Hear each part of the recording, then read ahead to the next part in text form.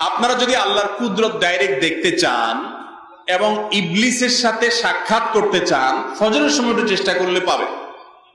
সিস্টেমটা বলবো আমি। হাদিসে আসছে নবী করিম সাল্লাল্লাহু আলাইহি ওয়াসাল্লাম বলেছেন, মানুষ যখন শোয়, ঘুমায় রাতে, তার কপালের উপরে ইবলিস 3টা গিরা দেয়। কয়টা গিরা দেয় ভাই? 3টা গিরা দেয়। এই গিরা দেওয়ার মানে হলো তাকে অলস করে রাখা। এই জন্য দেখবেন ফজরের আগ মুহূর্তে যে ঘুমটা হয়, রাত দিন 24 ঘন্টায় আপনি যত ঘুমান না কেন, ফজরের আগের ঘুমটা মনে হয় এরকম ঘুম যে এই ঘুম থেকে উঠলে মনে আমি শেষ মরেই যাব, এরকম মনে হয় না? রাত্রে শুইছেন 12টায় ঘুম আসে না, 1টায় ঘুম আসে না, 2টায় ঘুম আসে না, ওই যে মোবাইলের মোনাজাত দেখে শুইছেন, এখন শুধু ওইসব মনে ঘুরপাক খাইতেছে, ঘুম আসে না, বহুত কষ্ট মষ্টে ঘুমাইছেন, কিন্তু ফজরের সময় আজান হয়ে গেছে, এই টাইমে এমন শরীর ভাঙা ঘুম আসে, কারণ ইবলিস তার সকল বাহিনী টাহিনী সহকারে আপনার ঠ্যাং ঠ্যাং টিপে দেওয়াতে লেগে গেছে, ওই যে গিরা দিয়ে ফেলছে, অলস লাগে, অলস।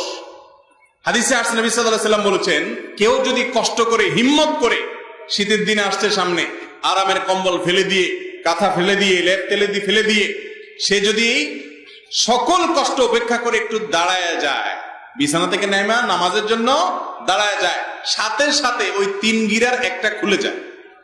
আচ্ছা, গিরা খুলে যে এটা আপনি ফিল করবেন, কিভাবে ফিল করবেন? দেখবেন একটু আগে মনে হচ্ছিল যে এই ঘুম থেকে, এই কম্বল থেকে যদি আমি বাইর হই তো আমি শেষ, আমি নদীতে গেলাম পড়ে, এরকম মনে হবে, তাই না?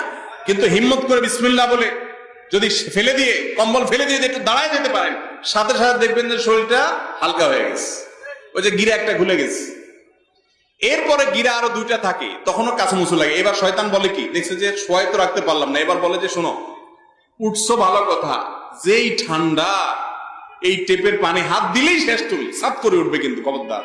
এবার আপনি জড়সড় হয়ে ভয় ভয় আগাচ্ছেন, কিন্তু আপনি হিম্মত করে বাপের বেটার মতো, আর কি হবে, হাতের ইয়ে করে হাতা গোছায়া টেপ খুলে বিসমিল্লাহ বলে হাত দিয়ে দেন, উজু করে ফেলেন, সাথে সাথে দেখবেন শরীর আরো হালকা হয়ে গেছে, ওই গিরা আরেকটা খুলে গেছে। হাদিসে আসছে উজু করলে গিরা আরেকটা খুলে যায়, শরীর হালকা হয়ে যায়। এরপরে শয়তান দেখছে যে এটাতেও কুলানো গেল না, উজু করে ফেলছে বেটা, তখন বলে যে উজু করে ফেলছো ভালো কথা, নামাজটা ঘরে পড়ে ফেলো, যে ঠান্ডা বাইরে, বাতাস প্রচুর, ঠান্ডা লেগে যাবে, তোমার পরে সমস্যা হবে, অসুবিধা নাই, জায়েজ আছে তো, মাসালা দিবে, বউরের সাথে নিয়ে জামাত করে ফেলো, দিয়া আপনি বাসায় যাওয়ার নামাজ পড়ে। তখন যদি আপনি হিম্মত করে বের হয়ে যান এবং ফজর নামাজটা মসজিদ থেকে পড়ে আসেন, ভাই আল্লাহর কসম করে বলছি, আপনি নিজে একটু খেয়াল করে দেখেন যে হাদিসে 3টা গিরা কখন কখন খোলে বলা হয়েছে, আপনি অনুভব করবেন আপনার শরীর থেকে কিছু একটা সরে গিয়ে পাতলা হয়ে যাচ্ছে।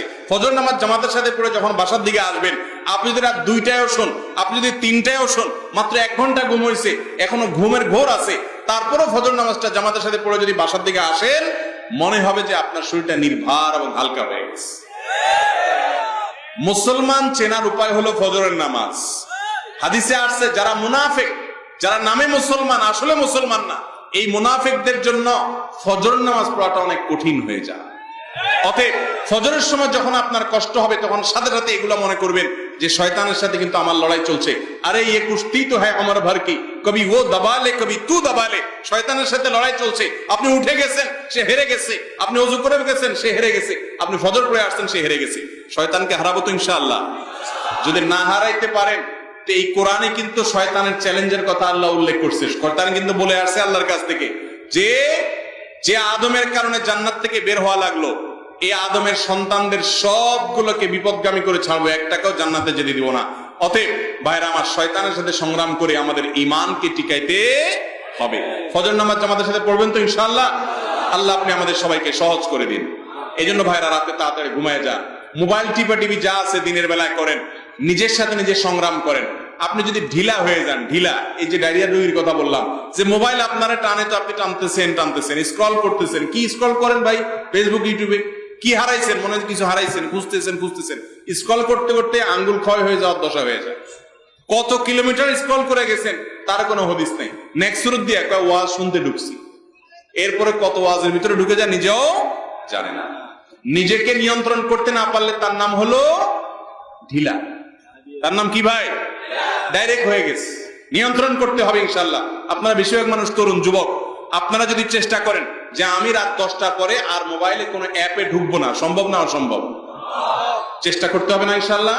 আল্লাহ আমাদের সবাইকে সেই হিম্মত দান করেন। নামাজ হলো বান্দার সাথে আল্লাহর কানেকশনের সিঁড়ি, সোপান।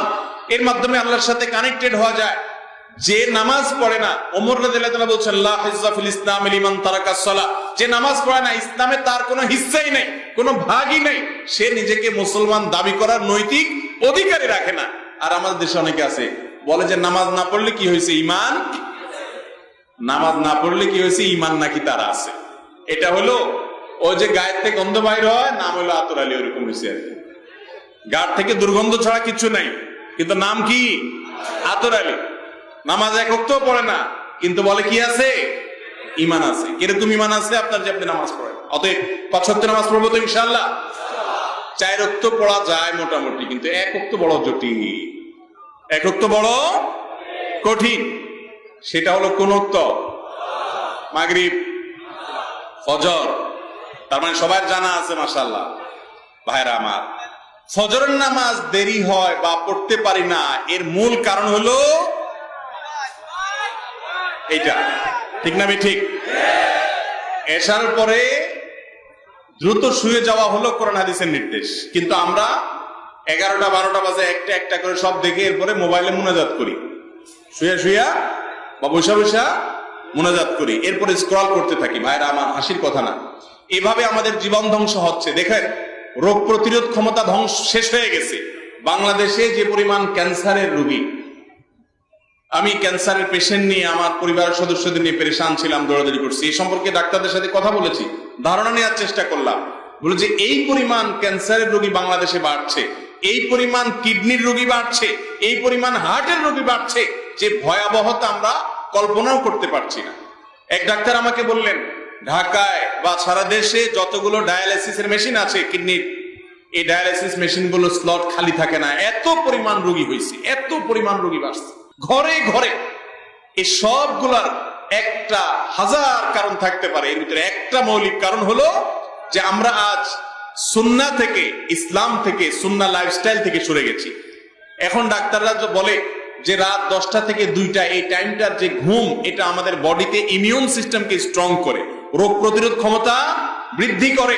আপনি শনি রাত 12টা 1টা বাজে, আপনার শরীরে রোগ প্রতিরোধ ক্ষমতা থাকবে কোত্থেকে? সব ধ্বংস হয়ে যাচ্ছে। ভাইরা আমার, সুন্নাতের অনুসরণের মধ্যেই কল্যাণ আছে, এর বাইরে অন্য কোথাও কোনো কল্যাণ নাই। অতএব আমাদেরকে ফজরের নামাজ পড়ার অভ্যাস করতে হবে। ফজরের অভ্যাস করতে হলে রাত্রে তাড়াতাড়ি শুইতে হবে, রাত্রে তাড়াতাড়ি শুইলে অটোমেটিক ফজর পড়া সহজ হবে।